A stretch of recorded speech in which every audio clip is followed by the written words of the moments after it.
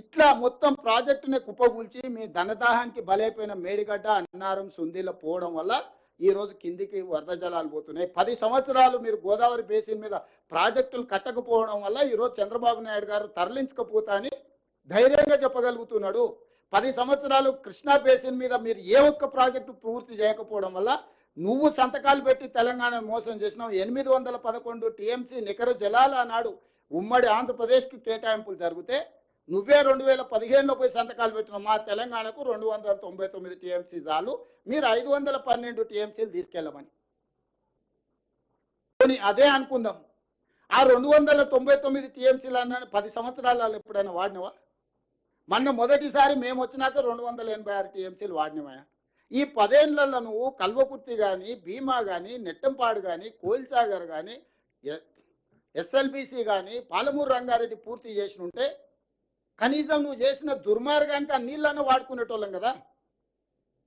ఈరోజు ప్రతి సంవత్సరం 700 పైన టీఎంసీలు ఆంధ్రప్రదేశ్ తరలించకపోతుందని అంటే 10 సంవత్సరాలు చంద్రశేఖరరావు గారు, హరీష్ గారు తెలంగాణకు చేసిన ద్రోహం, దక్షిణ తెలంగాణని ఎడారిగా మార్చి మీరు ఈరోజు నీళ్లు వినియోగించుకోకుండా ప్రాజెక్టులు పూర్తి చేయకుండా వదిలేయడం వల్ల ఆ కృష్ణానది జలాలు కూడా రాయలసీమ లిఫ్ట్, ముచ్చమర్రి, పోతిరెడ్డిపాడు 44,000 క్యూసెక్స్ నుంచి 80,000 క్యూసెక్లు, ఇవాళ శ్రీశైలం బ్యాక్ వాటర్స్ నుంచి రోజుకు 10 టీఎంసీలు తరలించుకోవడానికి ప్రాజెక్టులు కట్టారు.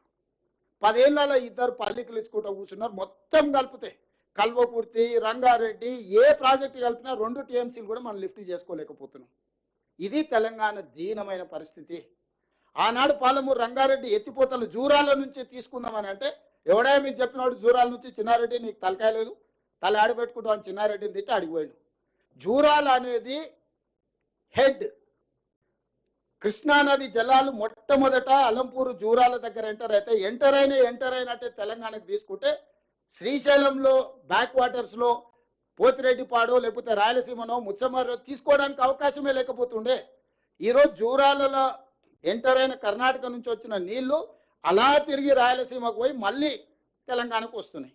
అక్కడి పోగానే వెనకటికి నంద్యాల ఘాట్లు దారి దోపిడీ చేస్తాం, లారీల లోడ్ పోతూనే ఉంటుంది, లారీస్ చిన్న పోతూనే ఉంటాయి, పైనుంచి సంచులు మాయమైతేనే ఉంటాయి.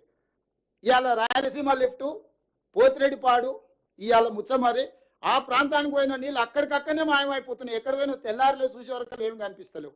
రాత్రి చూస్తే శ్రీశైలం నిండుకుంటుంది, తెల్లారి వరకాల కాలి కుండలాగా కనిపిస్తుంది. దీనికి కారణం పోతిరెడ్డిపాడు కదా, నువ్వు చేసిన కుంపటి కదా. రాయలసీమ లిఫ్ట్ నీ ఇంట్లోనే జీవో తయారైంది కదా. ముచ్చమర్రి చంద్రబాబు నాయుడు కడుతుంటే మూసుకొని కూర్చున్నది నువ్వే కదా. ఏదన్నా మేము వచ్చినాక ప్రారంభించిన ప్రాజెక్టు ఉందా? ఈరోజు ఇటు కృష్ణా బేసిన్, కృష్ణా మొత్తం కొలగొట్టిరు వాళ్ళు, అదే ఊపు మీద గోదావరి బేసిన్కి వచ్చింది. ఈ 10 ఏళ్ళు నువ్వే కదా ఉన్నది. ఈ 10 ఏళ్లలోనే కదా ఈ దుర్మార్గం జరిగింది. ఉమ్మడి రాష్ట్రంలో అన్నో సమైక్య పాలకులు మనకు అన్యాయం చేసిరని ఓకే, 10 ఏళ్లలో మీరేం చేసిండ్రు? ఇలా ప్రాజెక్టులు పూర్తి చేయడానికి ఖర్చు పెడదామంటే నిధులు లేవు, నీళ్ళు ఆగుతలేవు, అవి కిందికి పోతూనే ఉన్నాయి. ఇగో కింద నీళ్లు ఉన్నాయి కదా నేను ఎత్తుకపోతాను ఆయన తయారైండు. సరిగ్గా చూడు, రేపు పొద్దుగాల చంద్రబాబు నాయుడు గారు ఈ మీటింగ్ మినిట్స్ తీసుకొస్తాడు. వాళ్ళు వీళ్ళు కాదు, చంద్రశేఖరరావు గారు చెప్పారు 3,000 టీఎంసీలు సముద్రంలోకి పోతున్నాయి, తెలంగాణ వాళ్ళకి ఏ నష్టం ఉందా, సముద్రంలో నేను కొన్ని తీసుకొని బాగుపడతా అంటే మీకేం కష్టం వచ్చింది, మా చంద్రశేఖరరావు మంచోడే కానీ రేవంత్ రెడ్డి ఏంది ఇట్లా చెప్తున్నాడని ఆయన తయారవుతాడు. అందుకే మీడియా మిత్రులారా, ఈరోజు స్పష్టంగా రాజకీయాలకు అతీతంగా మనందరం ఒక దగ్గర కూర్చొని చర్చించుకొని ముందుకు వెళ్ళాలి.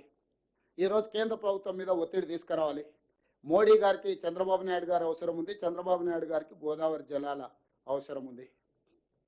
ఇది భగవంతుడికి భక్తుడికి అనుసంధానం, అంబికా దర్బార్ భర్త అన్నట్టుగా ఉన్నది. వాళ్ళిద్దరి మధ్యలో అధికారం నీళ్లు పంపకాలు చేసుకుంటే అధికారం నీకు నీళ్లు నాకని.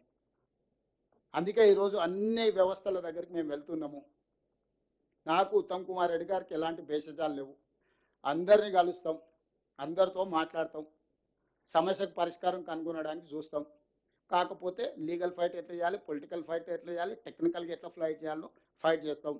చివరిగా చంద్రబాబు నాయుడు గారికి నా సూచన ఒకటే, ఇది మనం గ్యాప్ పెంచుకోవడం, దూరం పెంచుకోవడం ద్వారా పరిష్కారం కాదు. మీరు ఢిల్లీలో మోడీ గారిని ఒత్తిడి తెచ్చి అనుమతి తెచ్చుకోవడం వల్ల ఇవి పూర్తి కావు. కాబట్టి మా తెలంగాణ ప్రాజెక్టులో గోదావరి బేసిన్ మీద 968 టీఎంసీలు, కృష్ణా బేసిన్లో పరివాహక ప్రాంతం ప్రకారం మాకు ఒక 555 టీఎంసీల నీళ్ళు వస్తాయి.